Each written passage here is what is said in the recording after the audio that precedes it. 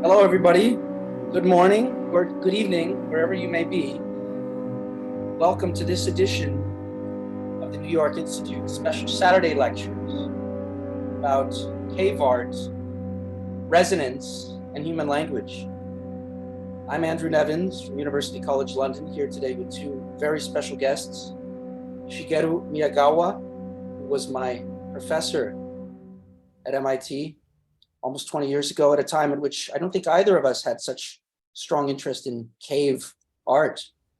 I think it's really testament to its recent integration with the field of linguistics, how much has been done in the last half decade and how much more I think will be emerging. My own interest in cave art started with the soundtrack we're listening to from The Cave of Forgotten Dreams, a great movie available in 2D or 3D by Werner Herzog that I recommend to you all, about the Chauvet Caves in France. And on that note, I'd like to introduce our second guest, Aritz Irurtzun from the Basque country, who 2 months ago, we were both at a sign language conference in Japan, and I cooked up the idea of this lecture given Aritz's fascinating work that suggests that all the hands we see in cave art might have been a sign language. That is, that the first written language on Earth was a sign language. So there are some very clear links between the notion of resonance, multimodal integration, and secondary sign language. And our format for today involves really conversation and dialogue. But to get that going, I've asked the two participants to speak for about 15 to 20 minutes each about their recent research. Both of it comes from published articles, which you can look at in a bit more depth and at your leisure afterwards. And we'll start today with Professor Shigeru Miyagawa from MIT. Please take it away. Thank you, Andrew. Good morning, good afternoon, good evening. I see many friends. Thank you for coming. Let me share my screen.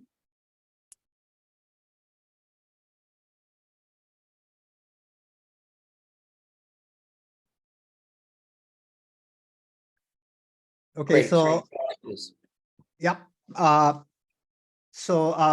be speaking for 15 to 20 minutes and then turn it back to Andrew.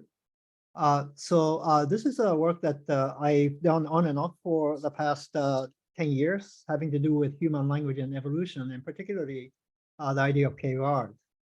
And it's kind of research that I started at MIT, but as you can see by the affiliation there, I now also hold a joint appointment at University of São Paulo in their Institute of Biosciences. And so they're colleagues that I work with there.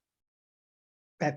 So I'm going to be focusing on this one moment in human evolution in which something quite extraordinary appeared to have happened. And it led to what we call modern human behavior, which includes language. But language from this perspective is difficult to study because, as the saying goes, language doesn't fossilize. And so I'm going to be looking at other things that are part of this body of phenomena, modern human behavior, the archaeological record from that time that we can study to some extent. And by gleaning knowledge from that, hopefully we can then sort of back up into some account of how human language may have arisen. But we are a long, long way from there. And I'm the first one to tell you that I really don't have too much idea about it, although I think we're getting closer and closer as actually more and more people come into the field who have knowledge of language. Okay. So towards the end of the Pleistocene, something profound appears to have happened, leading to modern human behavior. And this behavior is what people, archaeologists, and others refer to as symbolically mediated behavior. And that becomes really crucial in thinking about what happened at that point at end of the Pleistocene. One, I think, very concrete example of this moment in human evolution is looking at technological innovation, stone tool in over the Pleistocene. As Ian Tattersall, a very eminent paleoarchaeologists have said, relatively abrupt and qualitative change in mental information processing seem to have happened at this moment that we're going to be looking at. Okay? And so this is from Ian, actually from Derrico's work. If you look at the stone tools starting with Lomekwian 3.3 million years ago, and then Oldowan, and then early Acheulean, and then late Acheulean, what is striking, as has been noted, is that there's a big stretch of time during which nothing happened. Okay? So if you look at Oldowan, which is the first real tool that spread all over Africa into Middle East and into today's China, Europe, and so forth, Oldowan lasted for 700,000 years. And during this time, the technology really didn't change. The Homo erectus and other species were busy spreading it around. And then you look at Acheulean, early Acheulean, that appeared 700,000 years ago, after Oldowan. Early Acheulean lasted for 1 million years plus, and then followed by late Acheulean. And then something began to happen where the rate of innovation speeds up. And by late Pleistocene, this is the era that we're looking at, about 100,000 years ago to 150,000 years ago, the rate of innovation really sped up right there. So that's the point in time that we're going to be looking at. And not only did the innovation pace speed up, but also there was an explosion of styles. Before this point in time, like Oldowan or Acheulean, you had at most 2 different styles of tool making. But with this explosion in some cognitive processing of information, as Tattersall says, there was an explosion in the variety all over Africa and into Middle East and so forth. Okay? So before this moment in time, there was a long period of stasis in the material record, but something clicked, as Tattersall says, some 100,000 years ago. And there is material evidence for symbolically mediated behavior, possibly due to a linguistic capacity. This is Tattersall's conjecture. We'll take a look at that. So what happened at that point is the invention of this Mousterian style.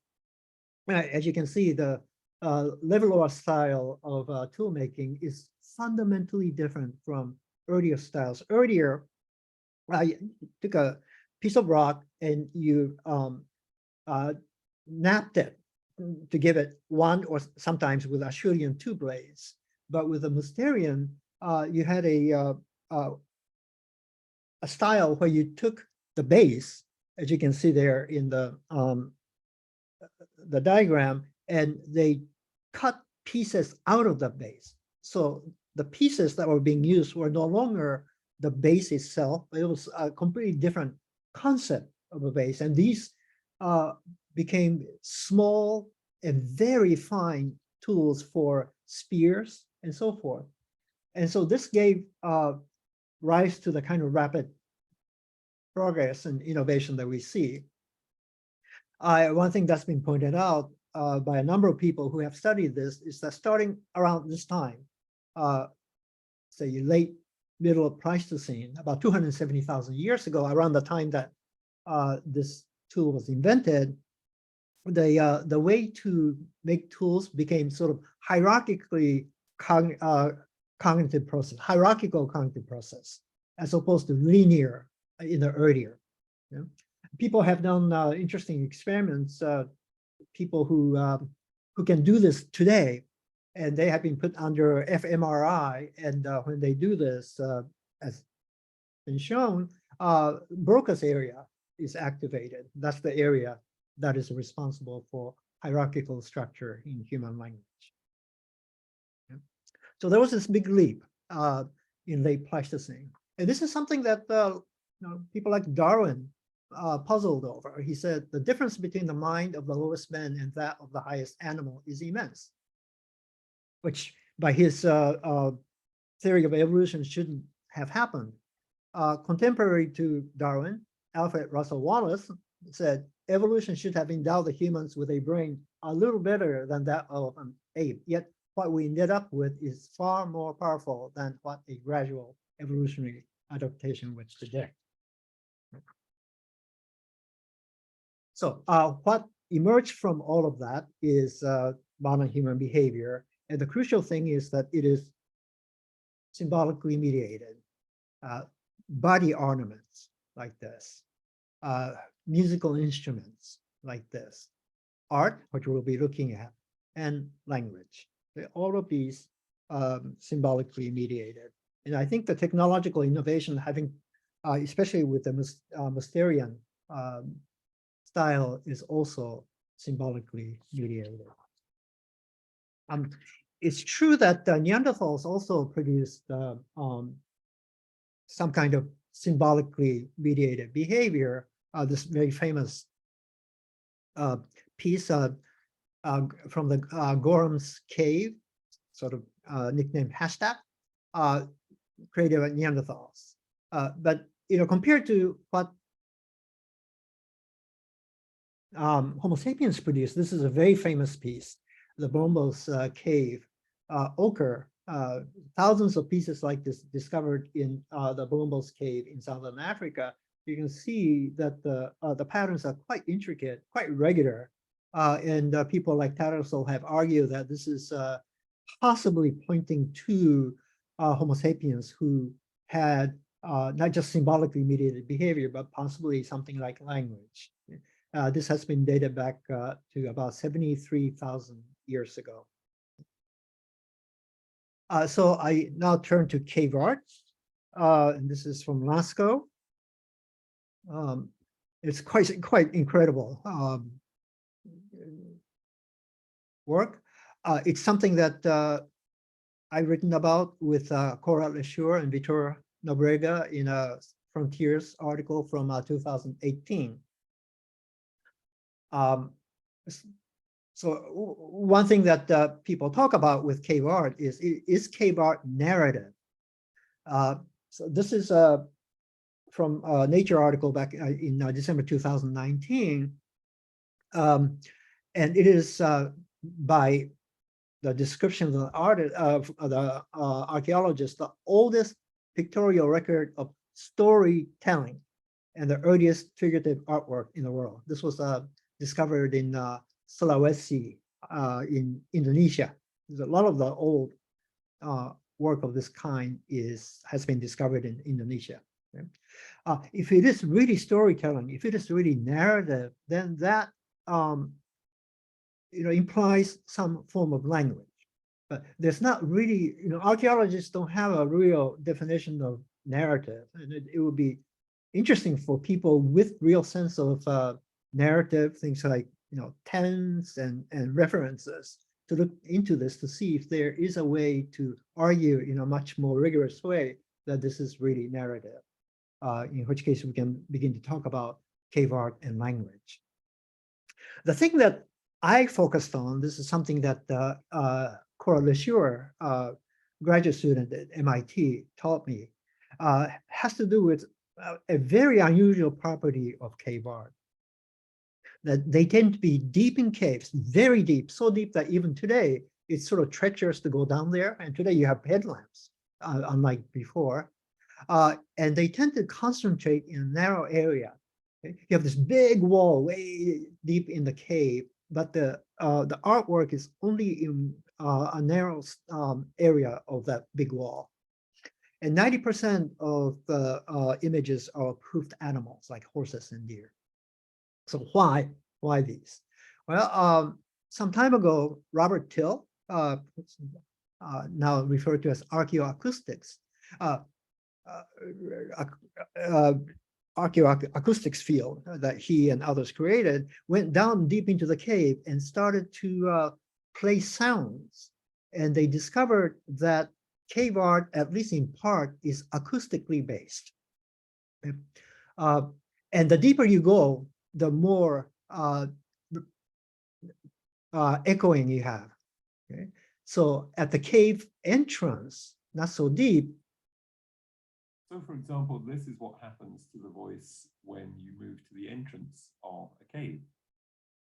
So, for example, this is what happens to the voice when you move to the entrance.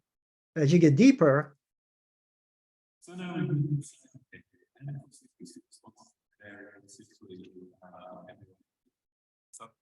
as you get very deep, so now we have big space.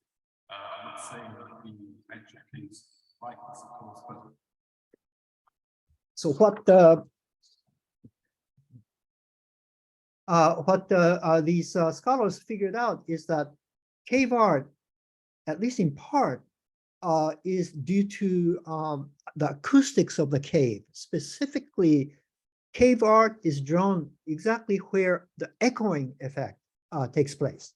You know, if you think about echo, it's sort of mysterious, right? You're making sound over here where you are, and yet the sound is coming from somewhere on the other side. And they've used all these acoustic instruments to show that cave art, and sent in lots of acoustic signals to show that cave art is in fact located exactly in these what they call acoustically hot spots. And so cave art is in part acoustic in nature. And this is why I call it multimodal.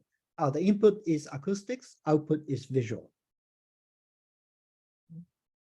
So rock art or cave art often occurs at the exact location of the source of the sound reflection.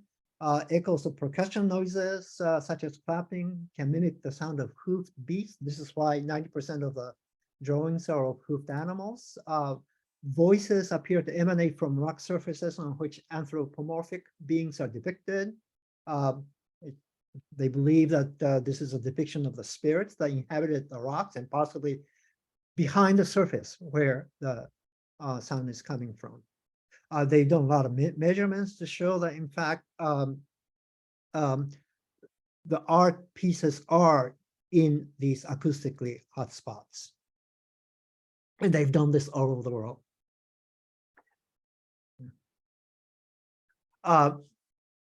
Even Darwin suggested that the human language started as a bird song, and then it somehow transformed itself into language. It's a well-known song proto-language. If you're interested, I just wrote an article about this with Analia and Vitor in Frontiers that was published a few weeks ago. So what is the significance of multimodal systems?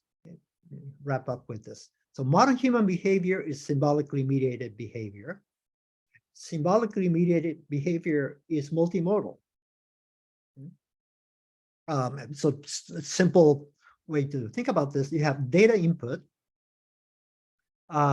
which gets represented in the brain, and then you have externalization. The key point here is that the input data is only partially processed. That is, you don't process every piece of raw data that comes in, but instead you sort of cherry pick the data that you want, just so that you can symbolically represent it in your brain and then externalize that. Okay. Tattersall, we're an extraordinary trait that humans have. One that separates us from all other beings is that we are unique symbolic cognitive. We have unique symbolic cognitive style. Ernst Cassier, humans are not rational but symbolic. Okay. So to end this, there are at least a couple of consequences, anatomical and cognitive consequences of becoming a symbolic being. Brain and memory.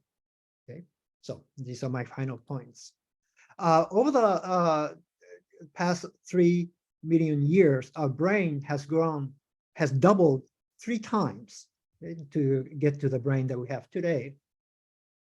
But it's been noted that in the last 20,000 years, our brain, after growing so much for the last 3 million years, has reduced in size by 13%, which is the size of a tennis ball. Why is that? Well, one conjecture, I think it's a good one, is that as we became symbolically mediated, we no longer had to process all that raw data that was coming in, and our brain is very expensive membrane. It's about 3% of our body weight, but it consumes 25% of the daily caloric intake. And so if the brain doesn't need all that, then it sheds the membranes, and it sheds 13%. By another 5,000 years, our brain is going to be about the size of an iPhone. And the second and the final thing that I think is a consequence of becoming symbolically mediated is that we have kind of lost our short-term memory to a great extent. And this is this remarkable experiment that some scholars from Kyoto, where Andrew and Aritz were using chimpanzees. So they told chimpanzees the numbers 1 through 10. Primates are very good at learning these independent lexical items. So the chimpanzee was taught 1 through 10 in order. And they were shown, as you can see here, randomly on the screen. As soon as it's shown, it disappears, and you get blank squares. And let me see if I can show this to you. It's, yeah.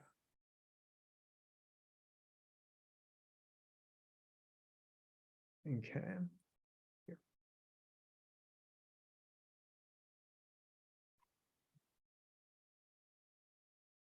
They get it perfect every time.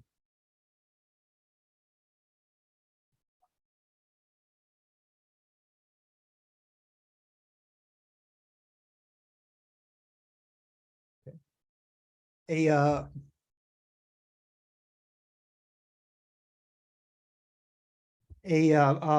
A young child can go up to maybe 4, according to their experiment. An adult like me, maybe 2, if I'm lucky, no more than that. But a chimpanzee every time can go from 1 to 10 perfectly, showing that they have a really good short-term memory, which we used to have, but we lost it because what we're doing is that we're just taking a snapshot of the world that's coming in, and not taking the entire raw data, and somehow taking the snapshot and creating a mental representation, which allows us to be symbolically mediated. So, there's some very interesting things, as you can see, that we're learning about the archaeological record, about the brain, about our memory, all of which I hope will give us a clear picture of what may have happened that might tell us what caused human language to emerge in late Pleistocene. Thank you.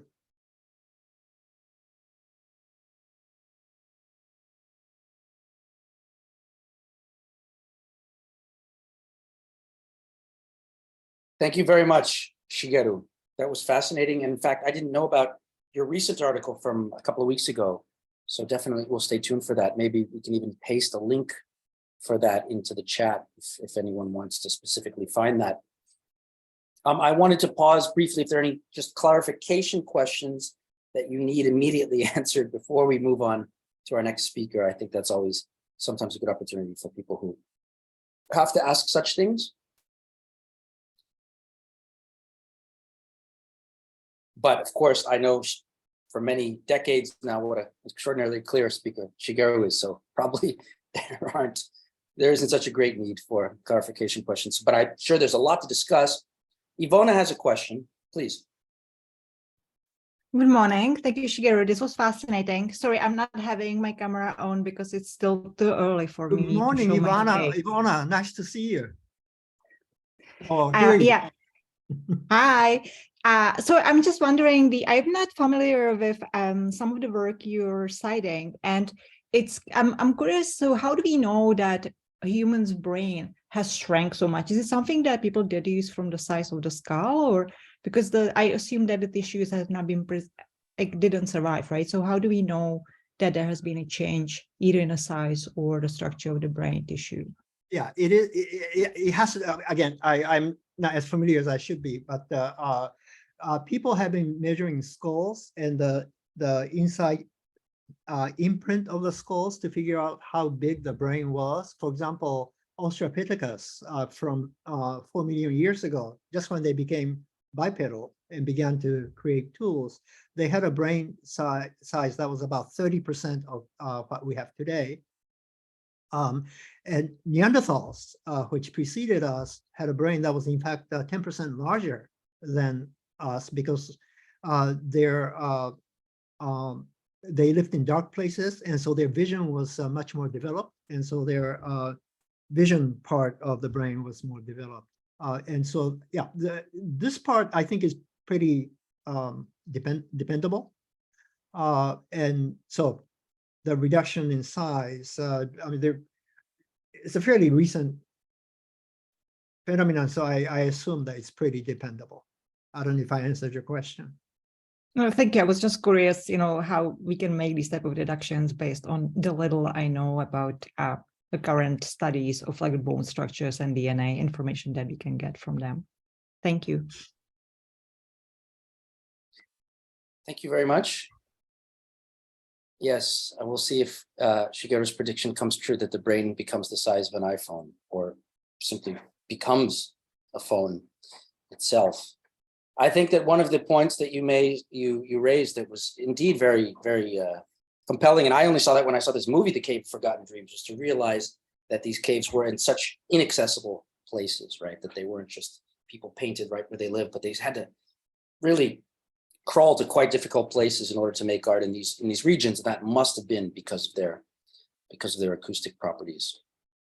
Now, one of the questions that we often ask in linguistics is not only what we see, but often what we don't see. And so a question that I think Aritz's work raises immediately on the heels of this is why we see all of these animals, all these hoofed animals. Why ungulates? Why don't we see more humans in this art? And when we do see humans, why do we tend to only see their hands? And with that, I'd like to turn things over to Aritz Irurtzun from CNRS Bayonne, Aritz, for our next presentation. Thank you, Andrew. I will share my screen.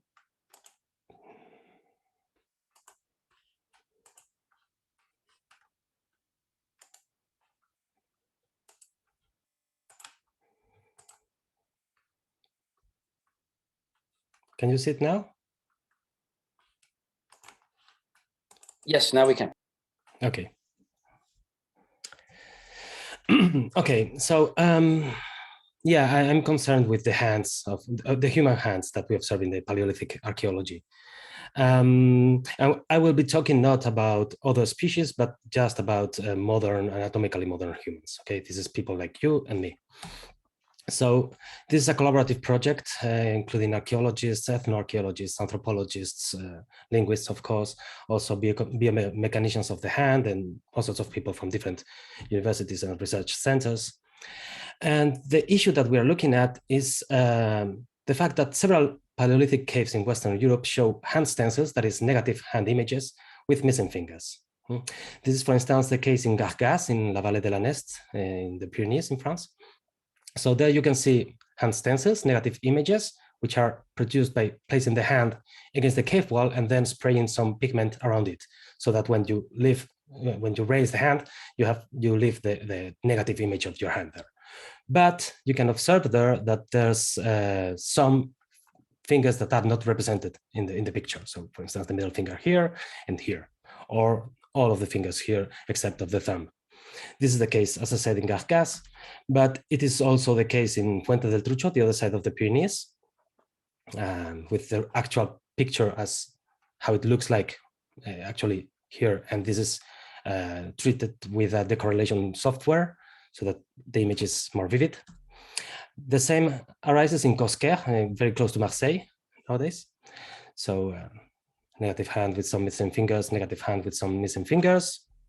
In Herberua, very close to here in the Basque Country, negative hand with missing fingers, etc. And this is a prominently gravation phenomenon that is dated very closely among all of them, and it's basically 27,000 years ago. Okay, very, very, very delimited in time and space. The first thing to note, as in with any other cases of cave art representations, is that this is not careless doodling. Okay, as Shigeru said, very often these are, but not always, placed in chambers of very difficult access. One has to carry the painting material there, some lighting, be it a torch or a headlamp or a hand lamp, maybe some motifs too. So the model that will place the hand. And when experimental archaeologists have tried to replicate these paintings, they discovered that the painting techniques are very sophisticated. We observed hand stances of children in inaccessible and dangerous sites. So this had to be purposeful and meaningful for them. We observed repeated patterns and somehow chosen placements as if they were really meaningful for them. So it's not careless doodling.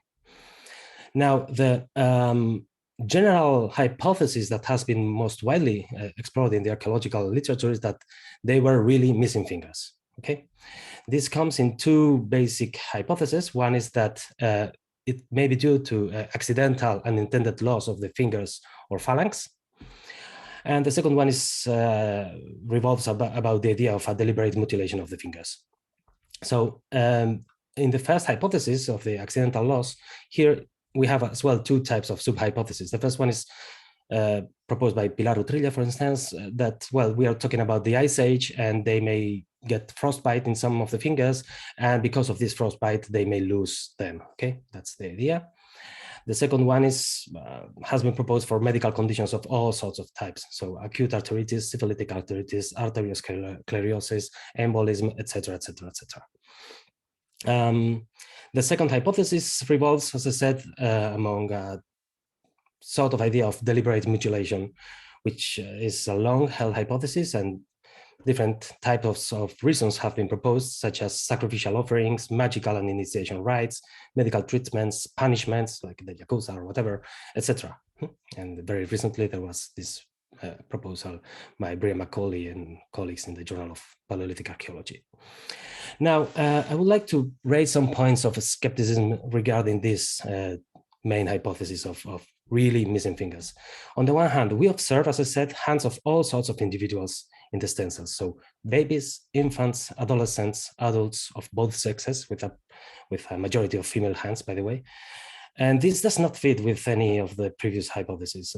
This is not what we observe in modern day behaviors, nor in anthropologically recorded cases.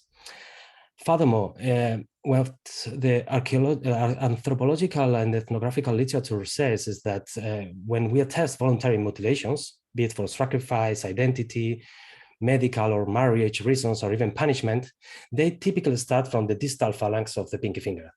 They start cutting from here and they go to the hand, to the rest of the hand. And this, again, does not fit the patterns that we observe in the gravation hand stencils. As you will see in a second, this is the most widely attested hand stencil. Furthermore, we have evidence of bent fingers and movement of the fingers while producing the gravation hand stencils in Paleolithic caves. Besides that, when experimental archaeologists have tried to replicate these stencils by folding their fingers, they have been successful. That is, that one does not have to have the fingers cut in order to produce this type of images. It suffices to hide your finger. And we have evidence of Regulian and Miriam finger flutings, that is, images made against the clay, against the fresh clay, against the fresh cave wall, with different fingers at the same time.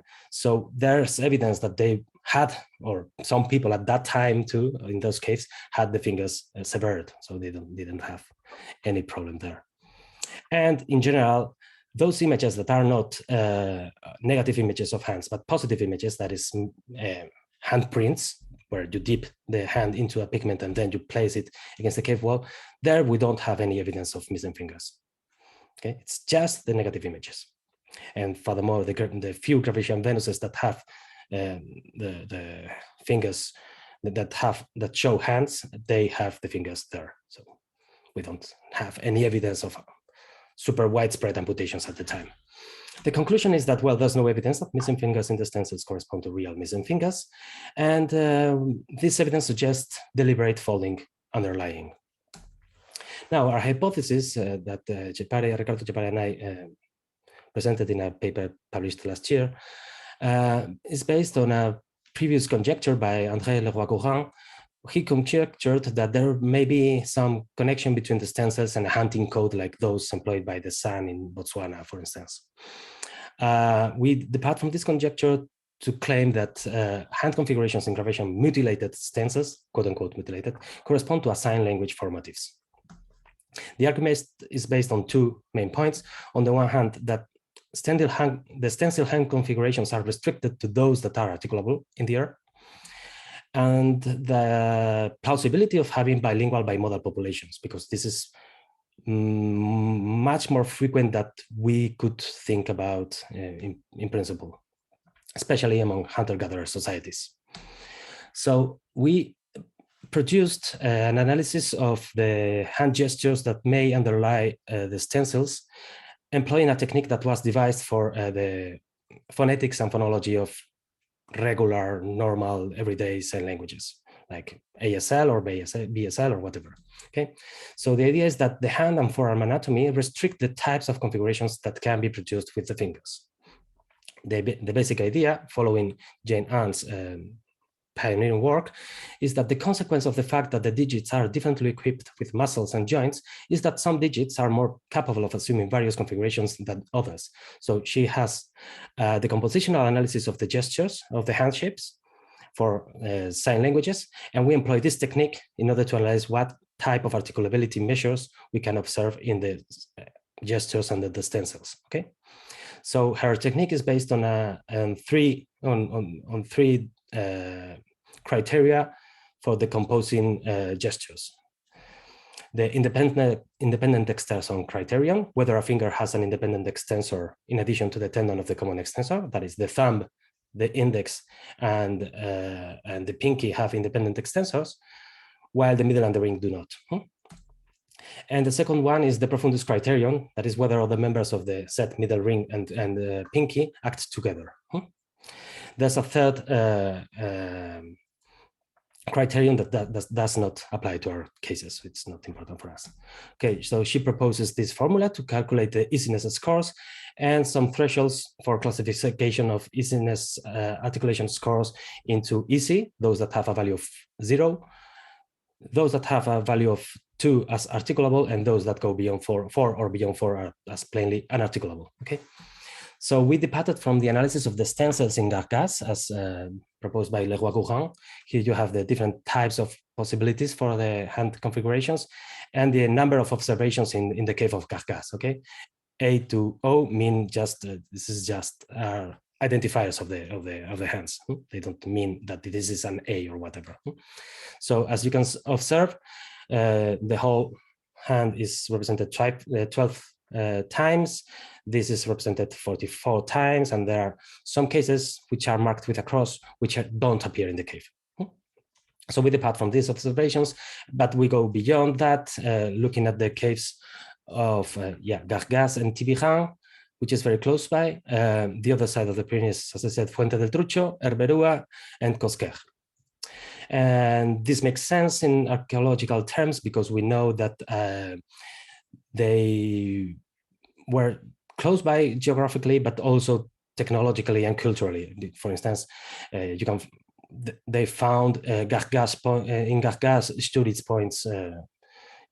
So this means that these were people that were talking to each other, and this is a coherent group of caves to look at. The same time periods, the same type of culture, etc. Okay.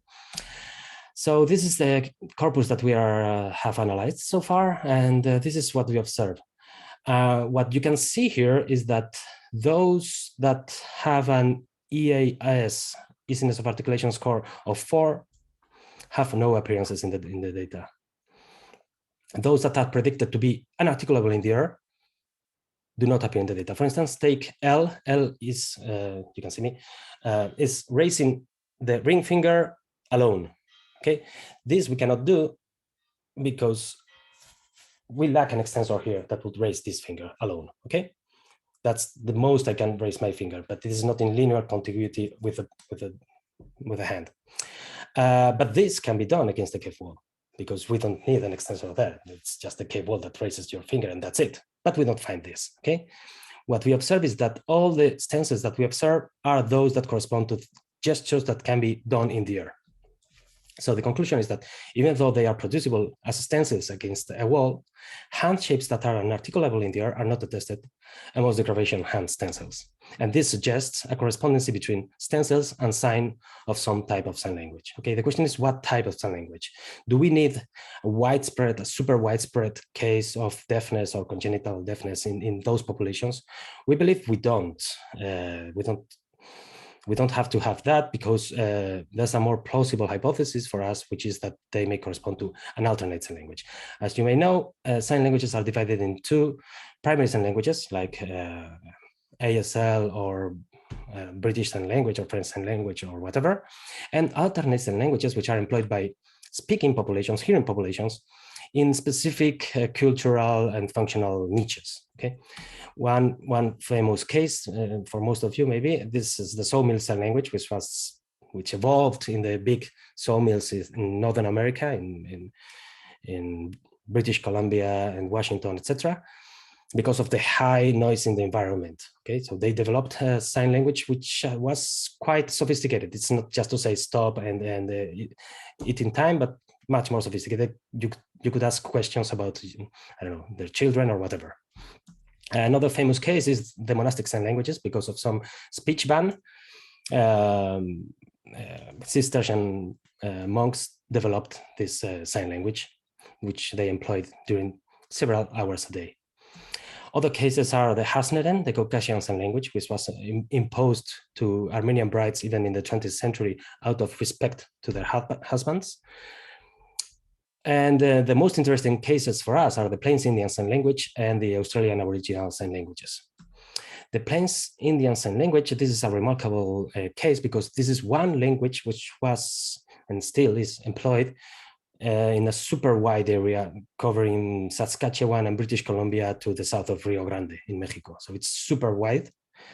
And this was employed by singers of at least 40 distinct spoken languages of completely different families, Algonquian to Uto-Aztecan or Zuni, okay, super widely different spoken languages, but just employing one sign language. Of course, there was heterogeneous fluency, the primary function as an alternate language, but also learned as a primary by some people, the deaf population, of course. And this was employed basically as a lingua franca among the different Indians, but also in traditional storytelling, in rituals, in legends, in prayers, etc. It has a phonological structure with minimal pairs, so it's a full language. And importantly, it has a restricted use of non-manuals, that is no facial marking, no eyebrow movement, etc. This is not meaningful. And 40% of the one-handed signs, okay? The Aboriginal alternate sign languages are also remarkable because they are used or were used by speakers of over 40 different oral languages, from the Arrente to the Warramunga, completely different populations in Australia. And again, there was almost no use of facial actions. The great majority of the signs are performed by a single hand, and handedness does not have any consequence for its meaning. A highly reduced set of body locations. And the sign structure is highly dependent on the spoken word structure, so that if you are a Pita Pita speaker and in Pita Pita, in order to convey some meaning, some word, you have a bimorphemic word in the gestural, in the sign language of the Pita Pita, that will be the case too. And this is shared by men and women, but especially employed by women. Okay, because for instance, across Australia, this is very widely attested, women have been prohibited from speaking in mourning periods that normally extend from 1 to 2 years. Okay, so in these ritualistic periods, they employ a sign language. And there was the observation by Spencer and Gillen saying that there is a very old woman in the camp at Tennant Creek who has not spoken for more than 25 years and who will probably before very long pass to her grave without ever uttering another word. Okay.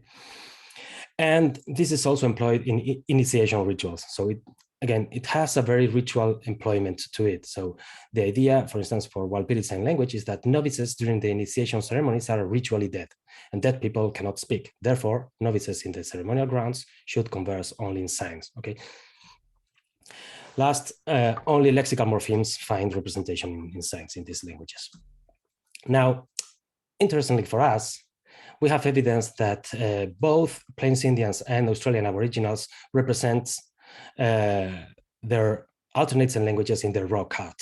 Okay, this is, for instance, what we observe in northern Colorado among the Ute Indians. This is the petroglyph provided by Patterson in a hunting scene where they had a high prevalence of hunger, etc. This is the pictograph from Tompkins for the same meaning, and this is the actual sign in the sign language of the Indians. Okay, so cutting yourself in two. That's how they represent hunger or hungry. And the same has been observed, but not with pictographs or petroglyphs, but with actual hand stencils in Australia. This is the observation by Walsh in central Queensland of the hand stencils available in the area, which correspond to the gestures employed or hand shapes employed in the gestures in the local sign languages. So this gives plausibility to the idea that, well, if we know that these people employ their sign languages and they represent their sign languages in their cave art in modern times, the same may have happened in Paleolithic times in Western Europe. Okay, so the conclusion, basically, the Carpathian hand stencils are restricted to those that are articulable in the air. This makes them plausible as gestures under as gestures that may pertain to an alternate sign language. And for this, we have ethnographic and anthropological evidence in that these languages are employed for rituals and other occasions, and we know that they represent them in modern cave art. That's it. Thank you.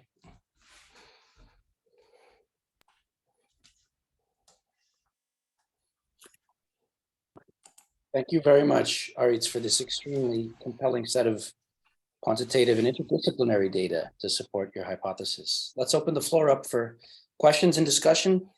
For either of our speakers, and including our speakers can ask each other questions if they wish. I'd like to see that kind of dialogue. So let's open the floor.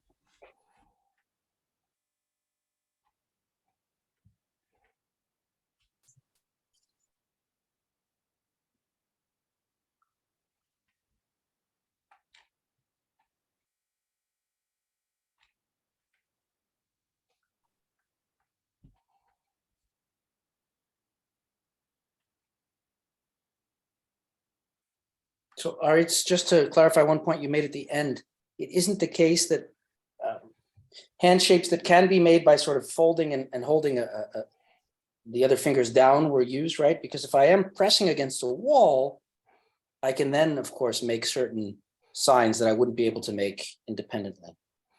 Yeah, so that is the case. The observation is that one can make them against a cave wall, but we don't observe them. So those that cannot be done in the air, those that could not make part of a sign language are not present in the cave walls. Which leads one to think that they were only painting things that they would have been producing in the air. So if they were producing them in the air, what could they be? So that's our position. Thank you very much. Shigeru. I'm really excited about this, Aritz. We hear often that language doesn't fossilize, but if you're right, then in these hand representations, we may be seeing something of an older language that we cannot see otherwise. And what is particularly amazing is that these hand representations you find in caves all over the world, and they're very similar. You find them in Lasko, you find them in Spain, you find them in Indonesia, and I believe you find them in Africa. In fact, I was taking on field work in Brazil, and there they were. So there's something possibly universal about these hand gestures. So I'm just very, very excited, very enthusiastic about your line of work. Thank you, thank you. And yeah, I mean, I mentioned very briefly that these alternate sign languages are prevalent among hunter-gatherers more than we could in principle think of, but this is the case as well for hunting codes. As you know, if you are a hunter-gatherer, employing a sign language is something very purposeful, because you can approach the prey without them noticing, and you can give instructions to each other in a coordinated hunting without the animal hearing you. So this is widespread in Africa, and this has been widespread in Australia.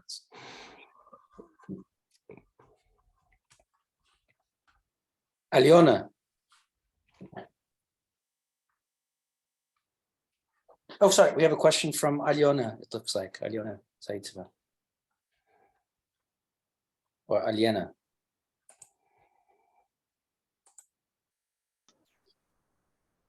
Seems like there might be a slight connection issue, unless it's just on my end.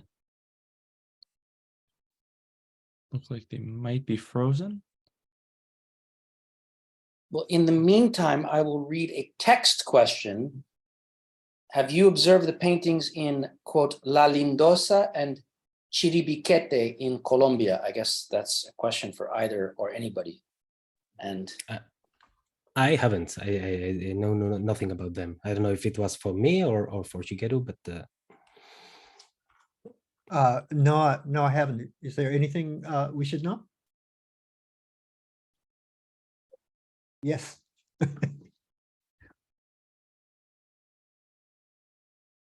we have another nice comment from my co-author, Anderson Almeida, about the oldest rock art in South America, which is in Piauí, Brazil, and it's near where he and I have worked on a sign language. Probably no evidence for a connection between the two of them as of yet, but certainly an interesting place to watch. indeed, we should look at it. Maybe Alexandra Bejarano would like to tell us more about La Lindosa and Chiribiquete, or perhaps if our question from Aliona is back, we can go to that. I have no camera, but I'll just recently, because of the deforestation in the Amazon jungle, a lot of new information has been surfacing. So putting into question all sorts of things, such as that the Amazon never had very advanced civilizations. That is one of the main issues that is being questioned right now. And Chiribiquete and La Lindosa are extremely rich in information. Just if you Google it, you will see the types of what you have said puts into question everything that I thought I knew about Chiribiquete and Lindosa. And I think if you observe them, I think you will find extensive evidence of use of sign language. Please do take a look. Thank you very much. I will. I just took the note, and I will definitely. Thank you very much. It's a wonderful, I think with both of these talks, it's a wonderful opportunity to revisit pictographs anywhere and think about the hands and the acoustic properties, and in fact, whether there was use of echoes to emulate hoofbeats. I think a lot of these pictographs can now be revisited in light of both of these kinds of talks that come from linguistics.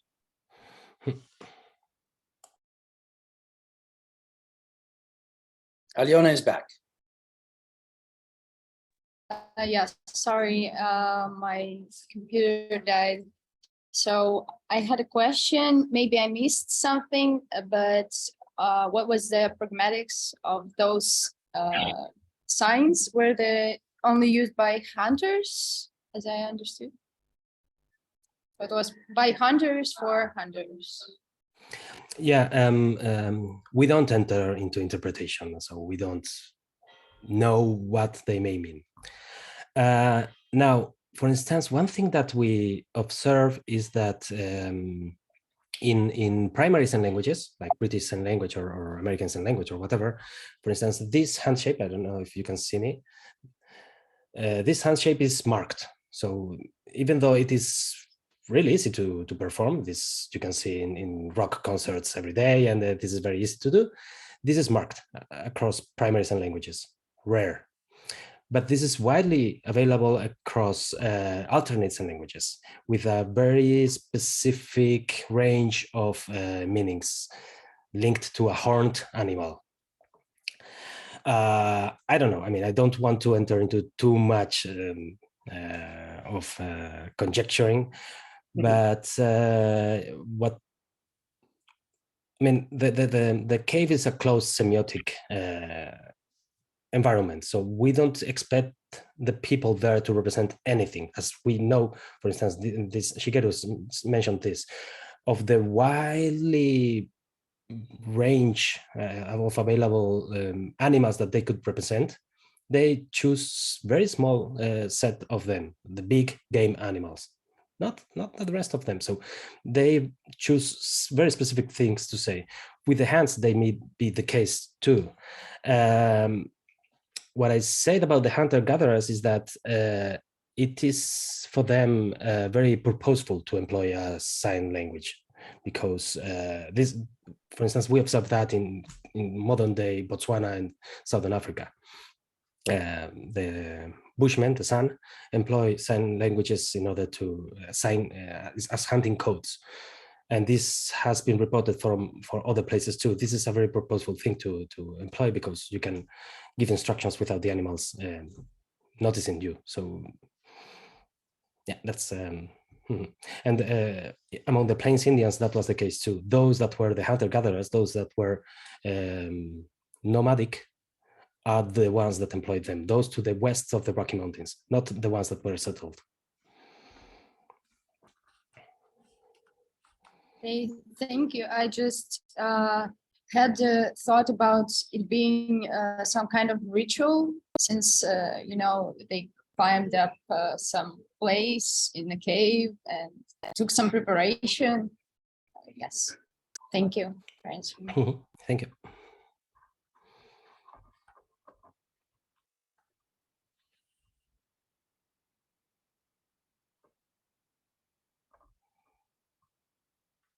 I would like to ask Shigeru, if I can, about what's your interpretation of the origin of art? So you mentioned that the clapping, etc., may give some echoes of the animals walking.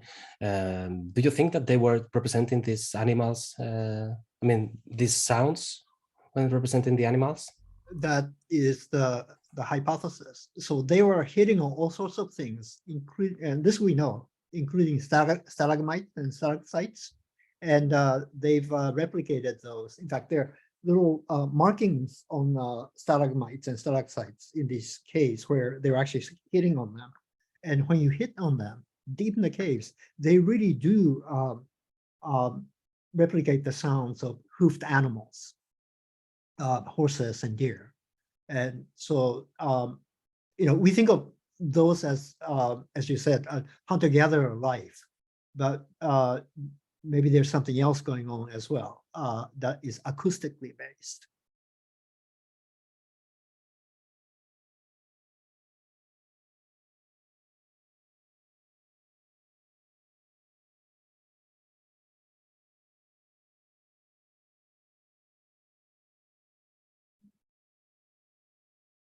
I'm very eager to see what more research will turn up. And I guess both of you are continuing to work in this area. Aritz, you're going into caves yourself now? Yes, I mean, I'm surrounded by archaeologists, so I go with them. I'm not leading the archaeological exploration of the caves, because I mean, it's very, very, very difficult to do. I mean, in both technical terms and in having the permits by the authorities, these are very protected caves. So we are lucky that in the team we have the head archaeologists of the case of Gargas and the Fuente del Trucho, for instance. So we're going into an exploration there in February, I hope. And we are doing the 3D modeling of the cave in Fuente del Trucho at this moment. So yeah, we have to make sense of the exact positions, because so far, for instance, in Gargas, there was no 3D modeling. There was no 3D modeling of the Fuente del Trucho. And you had just maps, but maps are bidimensional. You don't see where the hand stands exactly, what position. You have descriptions of the height, etc. But this is not, you cannot tell very well where they were. And something that we observe, for instance, is that there are some hands of babies or infants in very inaccessible places. There are some images, for instance, of an adult hand placing the hand of a kid very high, etc. So you have the image of the two of them. This was a purposeful thing. This was, I mean, and if you have to blow up the pigment from your mouth, you may ingest it. And if it's ochre, okay, it's just not tasty, etc. But if it is an iron-based thing, if it is the black one, that's super toxic. So they had a very depurated technique of doing these things. Thank you very much. Never even thought about the pigments. If I may, I think that there's going to be some huge breakthroughs in the next 5 years. And I hope that people who are here and others will think about starting, if you haven't already, looking at this. One reason why I think of that, there are many reasons. One is that Pablo from Max Planck was just awarded the Nobel Prize for DNA genomics work with Neanderthals and early Homo sapiens. This is getting a lot of people excited about this area. And I think ultimately, along with the kind of work that Aritz is doing, I think genetic work is going to bring some breakthroughs, but they need to be informed by people who know about linguists. And so, think about exploring this area. I think there's going to be some really major breakthroughs. Yeah, in our case, I guess that most of you are from a linguistics background.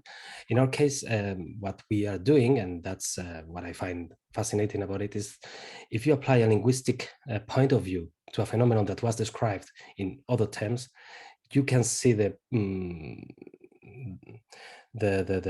richness of the phenomenon, and you can look at it from a completely different perspective, novel perspective that may open new areas of research, new questions.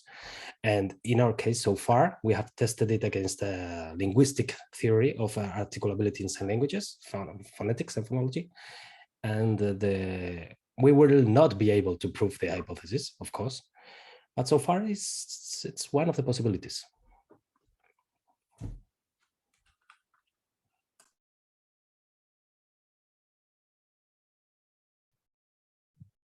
Well, I hope everyone will join me in providing a resounding echo as we thank Shigeru and our two speakers for this. And I'm very glad that very grateful to the New York Institute for providing a venue for us to talk about, again, what I find to be cutting edge of research that was not even within the possibilities of imagination of connection with linguistics, a decade ago. And as Shigeru says, really a space to watch. So thank you all. And we'll see you at some future events. Hopefully either speakers are welcome to respond to queries. People who want to follow up by email. I think both of them are very easy to find online in this day and age. So hopefully you will maintain touch with them even down the line if you think of something. Okay, thank you everyone again. Thank you all. Goodbye for now. Bye. Thank you all so much. Thank you. Thank you. Bye.